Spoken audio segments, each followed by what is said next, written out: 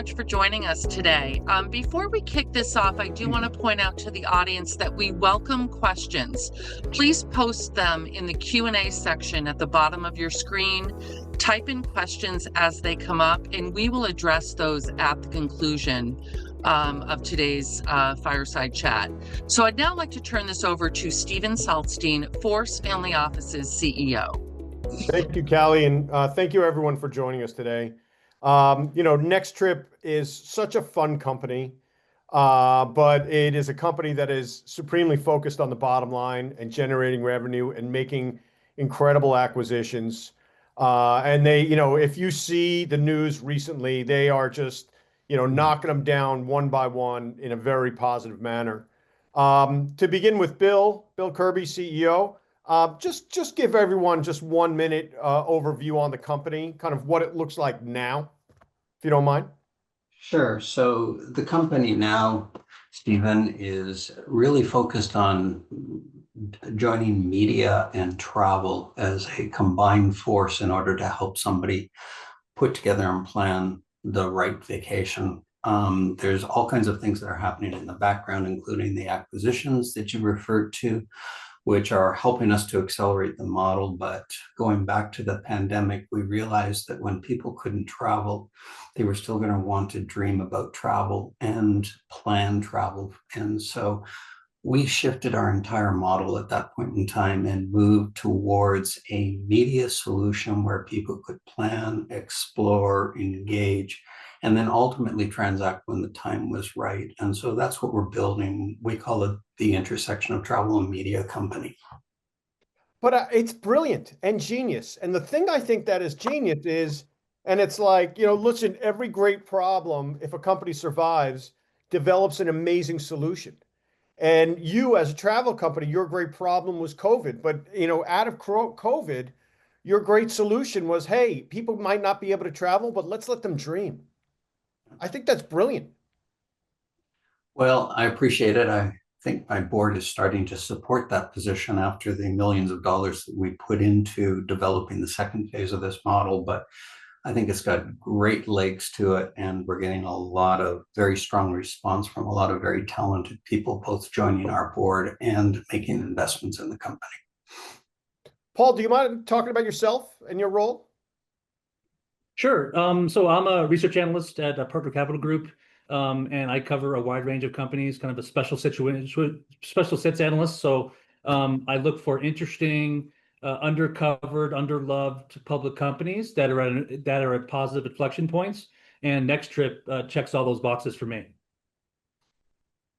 Yeah, and when you look at Paul, the kind of the companies in this universe, how many of them have been able to execute on this kind of model where it's like, it's almost as though NextTrip is creating their own FOMO factory, right? Yeah, I mean, it's pretty unique. I mean, we know there's traditional OTAs out there that are very transactional focused, folks looking for the cheapest trip or the cheapest hotel they can book. But this is really, a very unique asset in terms of marrying the media with the travel. And there's really isn't a pure play comp out there. So what they're doing is unique. And I think there's a lot of runway. And I think the backdrop for what they're doing is perfect in terms of just you look at the Travel Channel, you look at different paid mediums out there in media. I think the timing is perfect for what they're building, and I think it's super complementary, and we'll get into that as we talk. Yeah. By the way, feel free to jump in with any of your own questions. But Bill, last thing about your model I want to interject is you make money in media and you make money in travel. It doesn't matter if people book tickets. You're making money because you have their captive eyeballs. Yeah, it was one of the realizations when, you look at the travel space, there's obviously two very dominant players in the industry, being Expedia and Booking.com. And, they spend between $5 and $10 million a day marketing their companies. And that's pretty hard to compete with. And so what's unique about this model is the ability to be able to go out, do a media play, have advertising opportunities that include inviting those big players in to spend some of those dollars on us.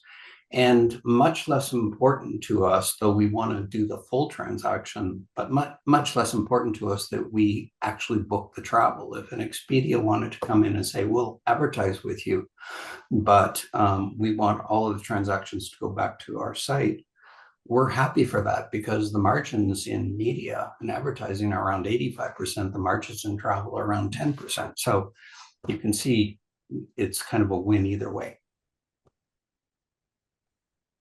Yeah. Talk to me more about the idea that inspiration leads to action and what that means to NextTrip. Yeah, and again, that's something that came out of the pandemic. And what became very obvious was travel was ground zero. I mean, literally, we paid people to sit around and do nothing because there was nothing for them to do. You couldn't really travel. And so out of that, one of the things that happened was that we noticed that we had a small website called Travel Magazine, and all of a sudden, the traffic on it went from like 2,000-3,000 people a month to 100,000 people a month with no advertising, no promotion, no nothing. People were just finding the website and doing some planning. And that was kind of the genesis of changing our model over into being a media-driven solution as opposed to a travel-driven solution, where we can gain a following. And what we have planned that's coming out in the early September run is a whole new travel magazine platform, which I think is going to really excite the marketplace. And this is phase one of a 3-phase program that will complete this year. But by the time we get to the third phase of this, you're actually going to be able to go into Travel Magazine, plan and create your vacation in video format, and then share it with people. So you get to see where you're going, what you're doing before you go. So, and you could share it on social media. Absolutely. Brilliant. Exactly. Hey, Steve, you mind if I'm gonna pop in and just ask these questions? Great. So just maybe taking a step back, Bill, the company has been around, for about 5+ years, both as a private and a public entity. I guess the elephant in the room is, and I think everyone has this, big question is why now? What we've talked a little bit about travel and where we are today and where you are, but what's changed this time around? Why should investors have more confidence that now's the time to invest in NextTrip? So you see the problem with knowing an analyst for a number of years, they never forget. Long memory. But it's a very valid question. And the short answer is that I don't think that we were wrong in terms of the ideas and positioning the company. I think that we were really weak in execution. And that falls back on me because of the fact that I made choices that were probably not the right choices. And I'll give you a classic example of a bad choice.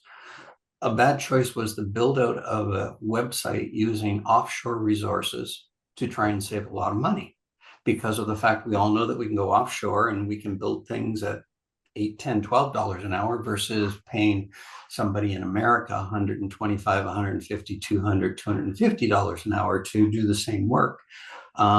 Unfortunately, if you don't control that extremely well and make sure that you use a balance of offshore and onshore resources, then what happens is the saying, you pay peanuts, you get monkeys. And that's kind of where we ended up with this. So what we did that's different this time, Paul, is 1, redefine the model, 2, change where the margins were coming from, as opposed to trying to fight head on with the Expedias of the world. And then 3, bring a very talented team of executives in order to help us complete the build and do it right the first time. And so that would be the biggest changes that I would say in terms of what happened with the model pre-pandemic to what's happened to the model post-pandemic. That's great. That's great. Great answer. That's great. And building on that, you're building this ecosystem, right? It's media, it's travel. Top of the funnel is journey. The middle of the funnel is the travel magazine you're launching next month. The bottom of the funnel is the booking engine on the travel side. So you've accumulated some really unique and strong assets. But can you just give a little more color on how you bridge the gap in terms of the media and the travel platform, and ultimately how does that translate into growing revenues and profitability? Sure. So as Richard has just put up on the screen, one of the key ways that we're doing it is when you attract an audience, what you have to do is you have to have relevant content. And so you'll see that we're doing all kinds of things for relative content, including, operating with people like Bear Grylls and Gordon Ramsay for specialty shows. We also have a contest underway where we're going to allow people to try to identify the next Anthony Bourdain kind of a show to follow to go forward. And so top of the funnel is you have to have relevant content that people want to watch. Then the second part of this in the content to commerce model that you're looking at is the ability to be able to take that person from a viewer to a person that's transacting. And the beauty is when they're viewing something like we're showing here, a ski vacation, what we can do is we can start to drop in specifically target ads for skiing with discounts tied to what the viewer is watching. But how we would like to do it is different from how you see it being done on YouTube today. We don't actually stop the program. We actually have an overlay technology that comes in. You have the ability to have a barcode that you can click and use your cell phone. You have the ability to click right on and go straight to the platform. And you have the ability behind that to go back to the show with all the offers that were there and be able to click afterwards to find the offering that was being done. So you don't have to interrupt the flow of the show in order to end up being able to transact.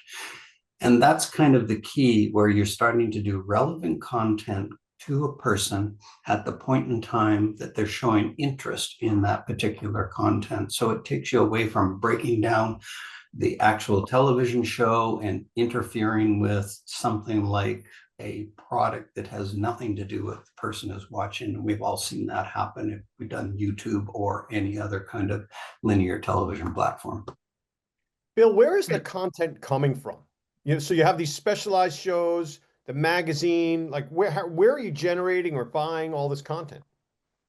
Well, in actual fact, a good portion of it we're creating ourselves, Steve. And so that's the unique content. And then outside of the unique content, we've gone out and structured deals with other companies where we do revenue splits on any advertising that's generated for those shows when they come on air. So we don't have to create 100% of everything we do. There's a lot of great shows out there that others have that they're prepared to lend to us for an override. And so it's a combination of the two, but always the flagship of this is to create unique content that nobody else has. And that's where we try and put the majority of our money. Yeah. Sorry, Steve, go ahead. Well, I was just going to say a Bear Grylls, Gordon Ramsay. I mean, these are, some of the top media folks in their space. Yeah, very much so. And sometimes you're good, sometimes you're lucky. I'm happy to be both. But in this particular case, because of the fact that we were able to acquire Journey TV and we were able to acquire with it a group that has operated with them for a number of years, they brought these relationships to us. And so it was a huge win. And so often things that are really valuable in a company don't necessarily show up on a balance sheet. And that's a perfect example of, products and programs that we have in the company that the names of those individuals is probably worth millions of dollars to be marketing on us, but you'll never see that on a balance sheet. Yeah, that's great. Incredible. Sorry, Paul.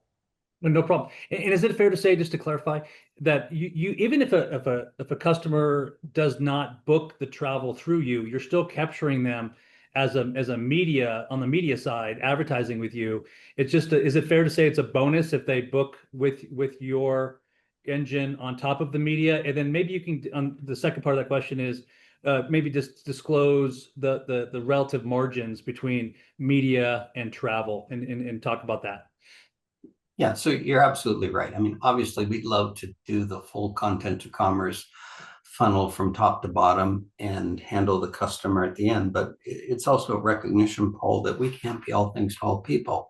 And so if we have a group that wants to go to South Africa and there's a South African line safari specialist that wants to come in and advertise, they're going to do a better job of fulfilling for the customer than we are. And so that's where a handoff to somebody that's highly qualified becomes a real positive for the consumer. And at the end of the day, if the consumer's getting what they want, they're going to see value in you. They're going to come back and they're going to stay with you because you become a trusted brand for them. And the recognition that you can't do all things is highly important. In terms of how it breaks down, you know, getting into the media side of it, as I mentioned earlier, we look at net margins coming out of media before we do a split with somebody like an influencer, if they were able to drive people into us, of capturing 85% of the advertising dollar that comes in. And that's far greater than anything we can do on the travel side. The travel side breaks down much, much lower. You know, if you're doing a cruise, you could get into a 15% or higher margin with some of the rates that we have. If you're doing a hotel, you're probably closer to a 10% margin. If you're doing a car rental, you're probably into a 5 to 7% margin. If you're doing an airfare, you get nothing. And so, you know, we put together those package programs, you can see the advertising is the key driver, is where the money is. That's great. Thank you. Switching gears, you know, you've been pretty active on the acquisition side over the past several quarters and years. Can you just maybe elaborate on some of the rationale behind some of the more notable ones, and most recently your TA acquisition? Just more detail and color on that. Sure. So we have been active, and but we think we've been very selective in terms of where we've gone. We always look for programs where 1 and 1 makes more than 2 for us to go forward. And so, you know, that's a perfect example of what we do with TA Pipeline. It's a perfect example of what we did with 5-Star Alliance. And it's clearly a perfect example of what we did when we bought Journey TV. Kind of working backwards, Journey TV kind of gave us the entire globe to go after in terms of media programs, and it was a diamond in the rough. It had done very, very well for a number of years. It was taken over as part of an acquisition by another group that was faith-based, and obviously travel and faith-based didn't really fit together, and so it was kind of cut loose and left to wander. And so what we're doing is we're quickly rebuilding that audience. We have an audience of about 17 million in it, but we've been very fortunate to be able to attract KC Global Media to us. And KC Global Media is doing a joint venture with us, and they have a distribution into Asia with English-speaking channels that probably is close to 150 million viewers. And so we're going to, as part of that joint venture, be able to gain access into a much, much larger audience in Asia. And we'll continue to work to gain additional audience in North America and gain additional audience in Europe. And so it becomes really a global footprint.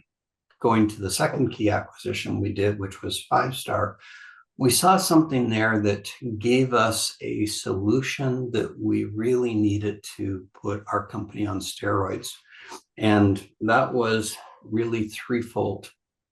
The first one was that it gave us access into the cruise space. And all you have to do is take a look at the price of Royal Caribbean cruise line stock, and you know that cruising is just exploding in terms of people wanting to start to discover and take advantage of it. And so that acquisition gave us a foothold into Signature, which is the largest cruise booker globally. And so we literally started with about 35 cruise lines where we had some of the best rates. So 0 to 100 miles an hour on cruise instantly as a result of bringing in 5-star. The second area was luxury travel. And again, we wanted to go after areas where Expedia, Booking.com don't particularly like to populate. And luxury travel is one of those areas because quite often luxury travel requires some high touch to go along with it, a concierge service capability. And so again, that's not their model. They have huge throughput, but that throughput is all based upon the fact that they never have to interact with anybody. It's all done online. And so here we go with a great platform and program that we can capture and help people with in terms of luxury cruise product, luxury hotel product.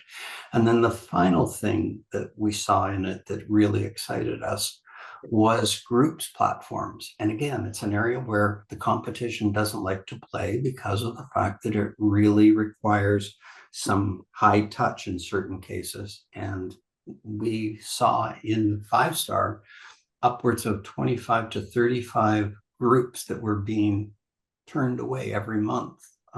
Just because of the fact they didn't have the ability to handle the groups, and that fit in beautifully with our groups engine. And so we started to see hundreds of thousands of dollars of bookings within the first 30 days coming out of just groups platforms alone, which kind of clarified the fact that this was the right acquisition for us. And then finally, what we've done with TA Pipeline, Paul, is again, it's an accelerant for both our groups platform and our travel agent platform. And so we have about 65 travel agents that use that platform, and they primarily use that platform to do weddings, destination wedding programs. And if you've ever tried to do and plan for a wedding with 150 of your closest friends on a destination on an island somewhere, you know that you need help. And so they looked at what we had, we looked at what they had, and we saw that if we could bring our group platform into what they were doing, we could dramatically accelerate their business. And so while they have trailing revenues of about $4.5 million this year, and they were projected to about $8 million in revenues, we think that we can take that number and accelerate it just because of the fact we have better technology, and it should be greater interest to the travel agents in order to use our platform. So pretty selective in terms of the things we put together, but all of them are designed to accelerate each other. And so that's how we picked the actual acquisitions we did. What I love about 5-star is it represents a double bottom line for our family offices, where our family offices can use it. Yeah, we're thrilled for your family offices to come in and use it, Steve. I think that at the end of the day, having great concierge services with 5-star product is just an absolute must. And I can tell you a good travel agent is worth their weight in gold. So we're really excited to have that, Totally that platform. Absolutely. Agreed. That's great. Thanks for all the detail there. That's fantastic. Steve touched on it earlier. You've materially upgraded your board lately, adding both specialized knowledge and talent. But I think more importantly and more interesting is many of these folks are willing to write a check and be really explicitly aligned with your company. More than keeping you and your exec team accountable, can you elaborate on how important this upgrade is and will be as you grow and scale? Yeah, I mean, Paul, it's night and day from where we were. And you never like to, belittle past board members. And in fairness, the past board members of this company were part of Sigma when we reverse merged into it, and they helped us through and they gave good advice. But the caliber of individuals that have come into this as a result of completing the reverse merger and resetting the board is, I hate to say this out loud, but we literally don't deserve this caliber of board. And so we're going to work like crazy to make sure that we do justify this caliber of board going forward. As you go through the piece, Don Monaco has been with me for years, and he's our chairman, and he has helped the company continuously, including making sure that we didn't get diluted at all the wrong times. And so he put up a $3 million line of credit for us in order to make sure that we could continue with the acquisitions that we needed, continue with the development work that we needed, and make sure that the shareholders were well protected and not diluted from some of the crazy deals that you've seen out there with exploding warrants and things like that that a lot of companies get forced into. Andy Kaplan kind of speaks for himself with his background coming out of Sony and the fact that he's running 5 fast channels, and he's forgotten more about media than most of us know. And so he will take our media department and he will keep us on our toes and make sure that we're moving in the right direction. David Jang has been probably our second largest supporter. David really has specialized in artificial intelligence and biotech companies for the last several years' time. And he was just intrigued with what we were trying to do with a bit different model. And so I think David not only has invested multiple times 7 figures into the company, but David will also be very valuable in terms of making sure that we go the right direction. We don't make mistakes with AI solutions going forward. Carmen Deeks, again, has put money into the company. Carmen is an SEC lawyer. Again, having an SEC qualified lawyer on your board, what a great way to help you move forward and make sure that you're not running afoul of any of the regulations when you're trying to do deals. Jimmy Bird is a really exciting individual. He's a guy that I met very briefly initially, and I went, this is the kind of guy that I would love to have involved with our company to be able to go forward. Jimmy is a risk taker, but Jimmy is a very seasoned individual that was one of the original principals in a company called Ledcor. And he has grown that along with his partners and the CEO into a multi-billion-dollar entity. And Jimmy, while you might not think that the dots join very closely when you first look at him, as Jimmy says to me, is there anybody in the media space that you need help with, because of the fact we put all of the infrastructure programs together, all their telecommunications programs together, and I can take you to CEOs of any of those media companies. And so again, fabulous person to have on your board with a very successful business history behind him. And then Steve Kircher has been with us for years. He runs, amongst other things, small luxury hotels, has a great travel background to go forward. This board controls probably 60-65% of the outstanding shares in the company. They have really put their money where their mouth is. And so they're going to want us to perform because of the fact that they are heavily invested in us. That's great. I'll note that yourself, Don Monaco, and David Jang control close to 45% of the company. So it's you guys are very well aligned, and your success is our success. Yeah, no, very much so. Though I think that both David and Don are going to lean on me pretty heavily to make sure that their success happens as well. Understand. Great. Steve, that's all the questions I have from me. I'm not sure if you have more, or if there's any from others. I'll be quiet. I was speaking. We have a bunch of audience questions, so let's let Callie jump in and let's go to the audience. Okay.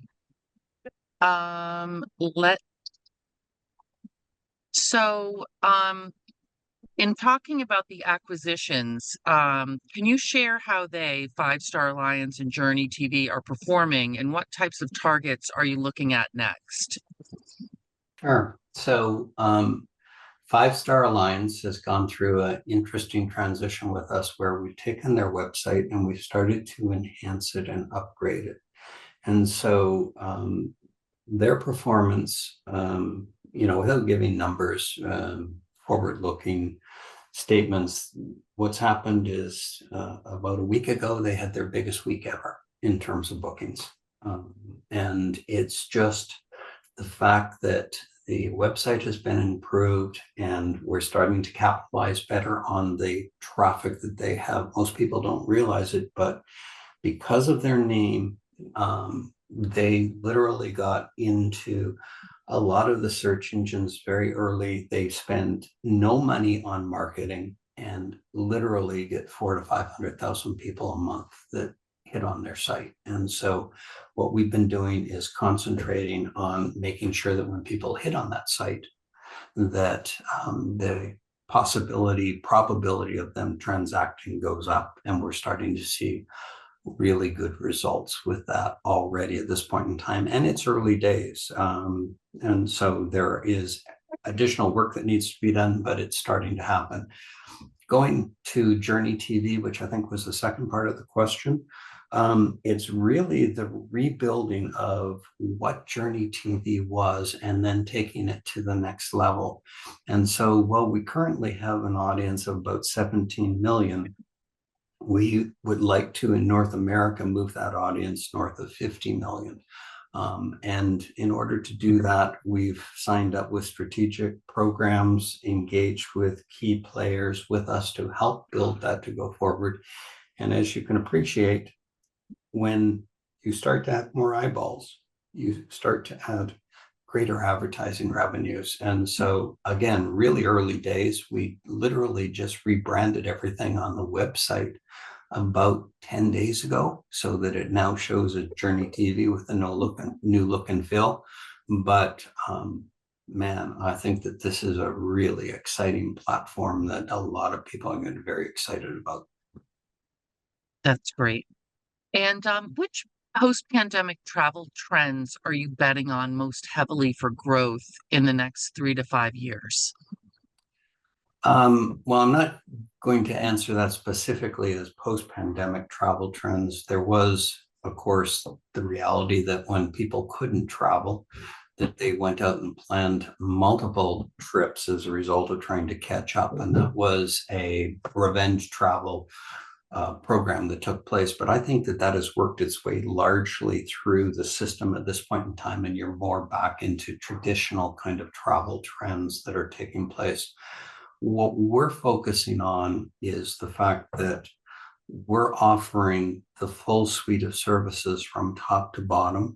And we're trying very hard to create the media solution to have an audience that wants to click through and end up purchasing travel, as opposed to the old models where we were going out and spending hundreds of thousands of dollars trying to drive people to our websites against people that were spending millions of dollars to drive people to their websites. And that's a really difficult game to win. So Journey TV plays a huge role in that funnel in order to bring people into the travel side.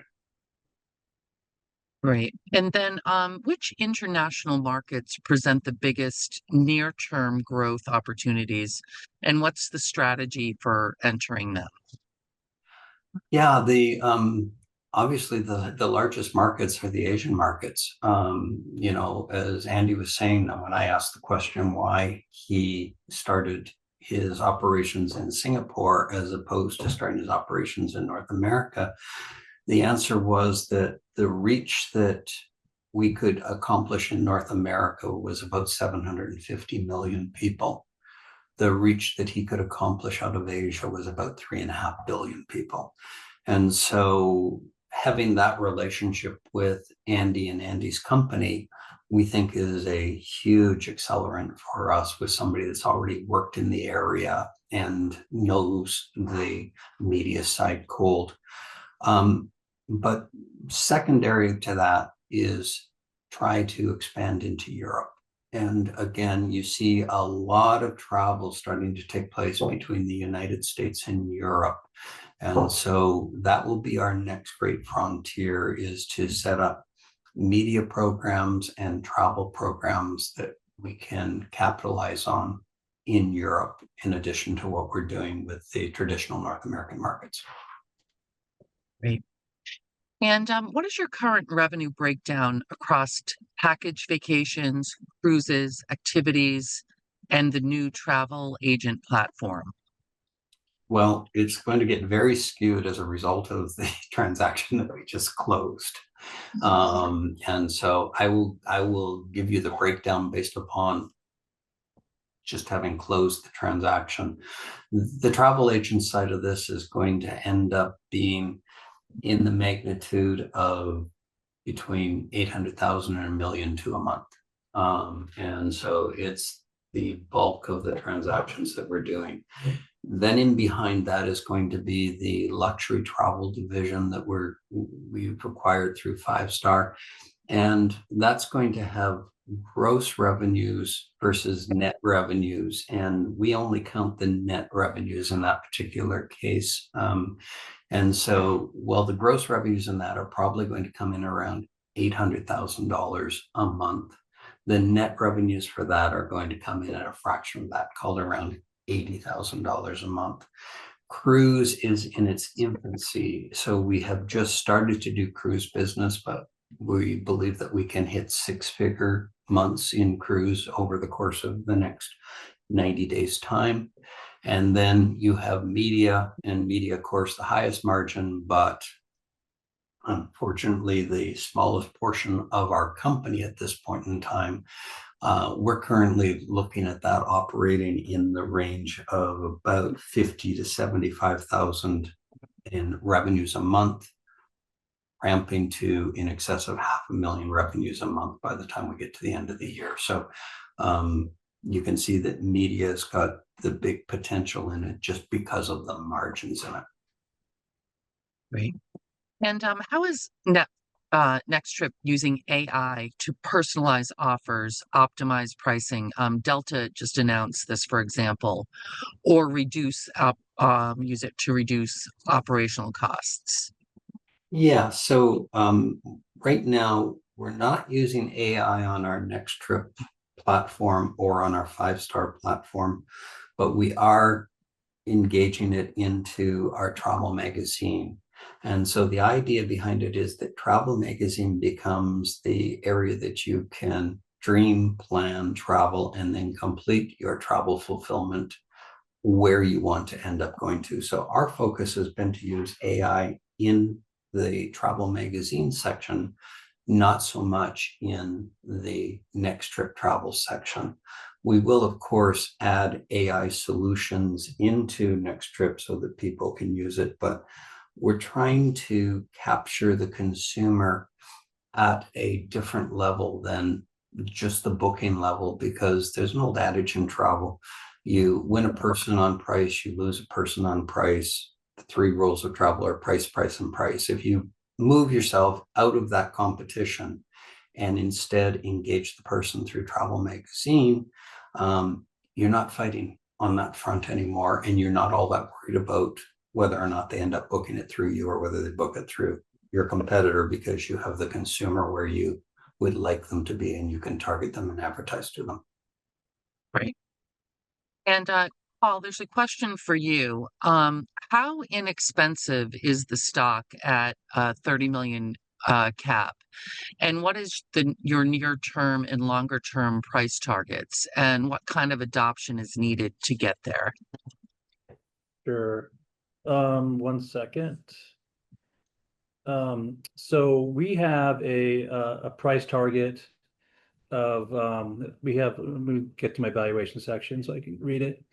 Of $6 a share as a base case. We do a bear, base, and best case scenario on valuation, and we use a revenue multiple of 2.5 times. We also have a DCF, but we basically take the revenue multiple more so than the DCF analysis. So our base case is a $6 price target, but we have a best case scenario of 850, 950. But we have not updated our model for the TA acquisition, and we need to update that. And so I think, our numbers, in terms of numbers, we have them doing 5.7 million in revenues in 26, 10.9 million in 27, and around 14 million in 28. But again, we try to err on the conservative side. There is like we stated before, the first question, we're cautiously optimistic, and we're very convicted that this is the time that the inflection point here is here in NextTrip. And so, but I do think our numbers are very beatable if they execute. Great, thank you so much. And then on to some other questions. The company floated appears tightly retail owned. Is the company speaking with institutional buyers, and is their interest considering NextTrip is a paradigm in the industry?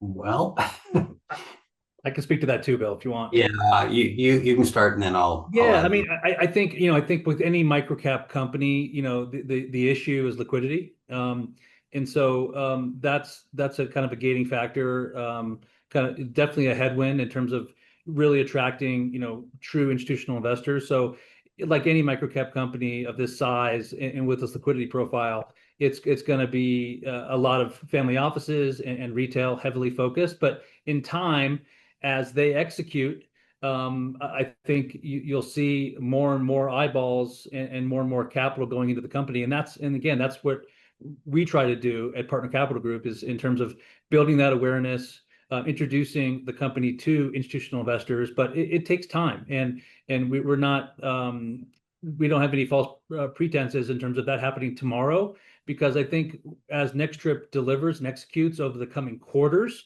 it's not one quarter, it's not two. They just need to consistently perform and execute, and when they do, that will attract institutional dollars. And it just will take time. It's a process, but again, the foundation that they're building, not only on the technology side and on the media side, but again with this board and the accountability side, again, a lot of this stuff is in place, and is a really strong foundation with a lot of boxes checked here. Yeah, and the only thing that I would add to that, Paul, is that that's also why we engaged Force, because of the fact we thought that you were the best at getting us in front of family offices and small institutional groups, and we're thrilled to death to be working with you. Great, thank you. And what KPIs are you tracking for the travel agent booking platform, and what early feedback have you received from any of the users? I think that, it's what we've been doing with the travel agents is very much a beta at this point in time. And so, well, we've gotten very positive feedback because of the fact that there is no other platform we're aware of in the industry that does some of the things that we're doing, like the group space. It's not to the point where we're ready to go out and get really aggressive with it and start trying to light up thousands and tens of thousands of travel agents. However, what's changed is the purchase of TA Pipeline in that. And there you have an existing platform that's already doing millions of dollars worth of business with a loyal following, and taking the product that we have, which, it's not all that I want it to be, but strangely enough is more than what anybody else is offering, is the feedback that we're getting right now, that we've got a really good base to start to build on. And so you'll see our platform get merged in with the TA Pipeline group, and then you'll see a lot of acceleration take place as a result of that merger. And so I'm going to pass on the question, or punt on the question, from the point of view that it's really too early days to be giving, strong results back at this point in time, other than the initial comments that we're getting from people that are using the platform, that they love it. It does more than anything else that they've seen around the marketplace. And it's, we're never satisfied with what we've done, but we think we've got a really decent product to start with now. Great, thank you. And how scalable is the platform? What kind of incremental investment is needed to handle 2 to 3 times current transaction volume? Most of the effort's been done already in terms of linking the platform back to key product suppliers, insurance groups. We're completing some accounting programs for the individual agents, and we'll want to allow the agency platforms to be able to link into our media side. But those aren't things that are going to take years and millions of dollars. Those are things that are going to take months and hundreds of thousands of dollars in order to complete, and we'll have a fully functional platform before the end of this year. In terms of scalability, it's massive. Just bringing the product into, Signature Vacations as a obvious first stop that you would want to do because you're a member of that consortium group. They do in excess of $11 billion in travel sales. You pick up a very small percentage of it, you can appreciate that it's a huge number for a company of our size. So it's probably one of the biggest gross volume areas that we could accelerate. The margins are small, but the ability to capture gross volumes is significant. Great, thank you. And one last question just came in. Can you walk us through your current customer acquisition cost, lifetime value, and how you expect those metrics to evolve as you scale?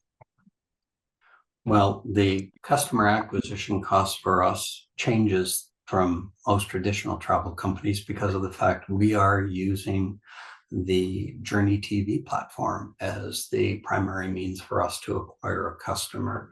And so as we make Journey TV successful, our cost of a customer is zero. Because the fact is the customers are viewers and we're earning money from advertising. Anytime that we pick up a customer out of Journey TV and gets pushed into NextTrip for completing a travel transaction, it's just a bonus. We haven't spent money in order to get the customer through the pipeline. Now, obviously, we spent millions of dollars in order to put the Journey platform together, to put the technology together, to use the Promethean TV overlay technology, and all the work that was done on the booking engine in behind. But those things are largely built. And so now we're at the point where everything we do to attract new eyeballs into Journey TV is the potential for customers that are really zero cost to us. They come in at the top of the funnel. If we can transact with them at the bottom of the funnel, that's just bonus. Great, thank you so much. Well, that concludes the questions. And for the audience, if you have additional questions or if you want to be connected to NextTrip, everyone has my email address. Please reach out to me. In turn, they will have your information as well. And Bill, I want to turn it back over to you for any final words before we close out. Really, just the final word is that, we've been very appreciative of the shareholder base that has started to follow us, the directors that have agreed to make such significant investments, people like Paul that have taken the time and effort to learn our story and to write about us as part of this, and of course, Force Family for starting to get us to be known. We think we're a pretty well-kept secret at this point in time. We're kind of a private public company that's becoming a public entity, and it's early days. As Paul says, if we can execute, we're shooting for the moon and hopefully we surpass it. Thank you so much. Thank you and have a great day. Thank you.